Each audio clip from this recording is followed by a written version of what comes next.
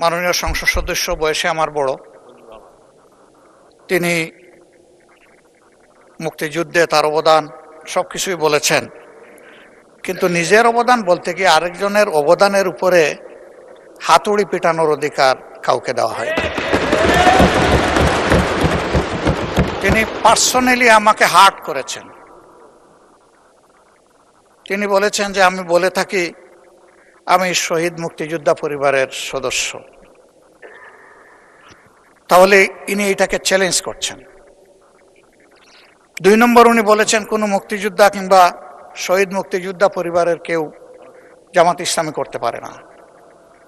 তাহলে উনাকে জিজ্ঞেস করে করা লাগবে?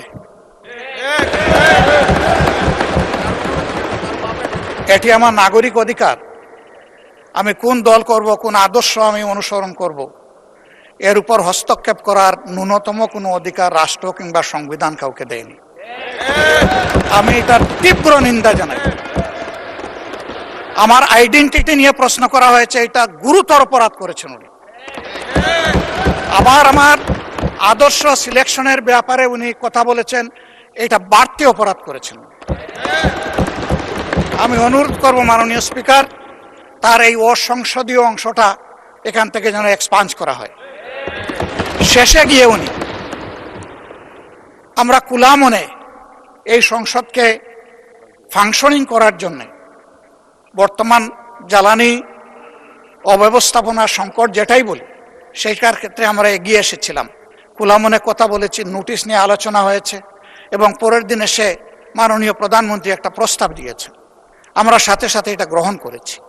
তিনি এইটাকে শেষ পর্যন্ত কনক্লুশন টানলেন কি দিয়ে? হ্যাঁ, যার মগজ যেরকম তার কনক্লুশন হবে সেটা।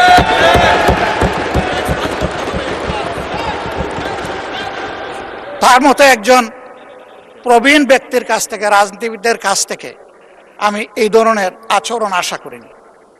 আমরা এখানে প্রথম দিনই বলেছি ভালো কিছু শিখতে এসেছি। কাউকে হিট করা, গালি দেওয়া, এর মাধ্যমে বড় কিছু অর্জন করা যাবে না। কিছু গোলাবাজি হতে পারে বড় জোর, কিন্তু তার চাইতে বেশি কিছু হবে না। আর সাধারণত যুক্তি যখন ফুরিয়ে যায়, মাথা তখন গরম হয়ে যায়। একটা প্রবাদ আছে, রেগে গেলেন তো হেরেই গেলেন।